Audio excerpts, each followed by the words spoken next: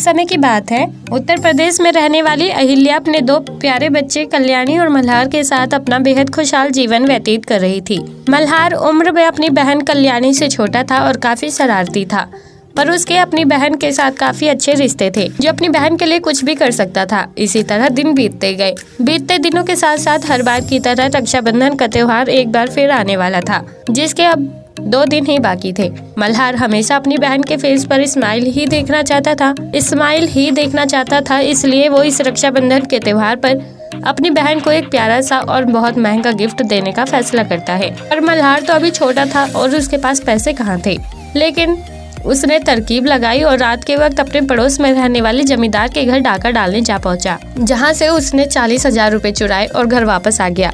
अगले ही दिन मल्हार उन पैसों से एक बहुत ही महंगी गिफ्ट पैक करवाकर घर ले आता है। इसी तरह अब रक्षाबंधन का त्योहार आ चुका था।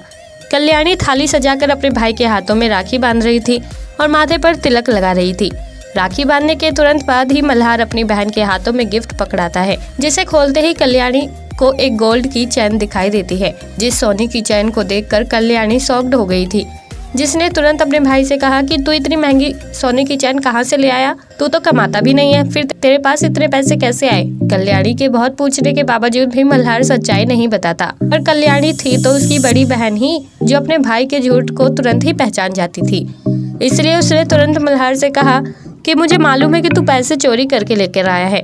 अच्छा सच बता, ये पैसे तूने कहाँ से चुराए हैं? सच्चाई सामने आने के बाद मल्हार ने अपनी बहन को सारी बातें बता दी थी। तभी कल्याणी कहती है कि भाई तू छोटा है और मैं जानती हूँ कि तेरे पास पैसे नहीं हैं, और अधिकतर लोग रक्षाबंधन के त्योहार को पैसों से ही तोलते हैं, लेकिन असल में राखी का मतलब पैसे या गिफ्ट देना नहीं होता।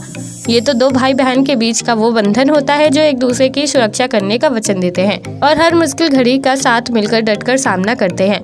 मुझे नहीं चाहिए ये, और हाँ चल मेरे साथ ये सोने की चैन जमींदार को वापस देकर आते हैं। इसी तरह कल्याणी अपने भाई के साथ सोने की चैन लेकर जमींदार के घर जाती है और उसको सारी सच्चाई बताते हुए वो सोने की चैन वापस कर देती है। पर जमींदार कल्याणी और मल्हार पर बिल्कुल गुस्सा नहीं हुआ था, क्योंकि उन्होंने अपनी गलती स्वीकार कर ली थी और जमींदार अक्सर गरीब लोगों की मदद के लिए आगे रहता था।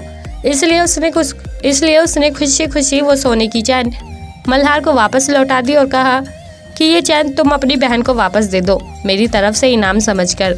मल्हार और कल्याणी वो सोने की चैन लेने से बहुत मना करते हैं, पर जमींदार के सामने हार जाते हैं, और इसी तरह मल्हार एक बार फिर वही सोने की चैन अपनी बहन को दोबारा गिफ्ट कर देता है। तो दोस्तों, कैसी लगी आपको आज की हमारी ये कहानी? आप हमें कमेंट बॉक्स में कमेंट करके जरूर बताएं, और साथ ही ऐसी और दिलचस्प कहानियाँ सुनने के लिए आप हमारे चैनल को सब्सक्राइब करना ना भूलें।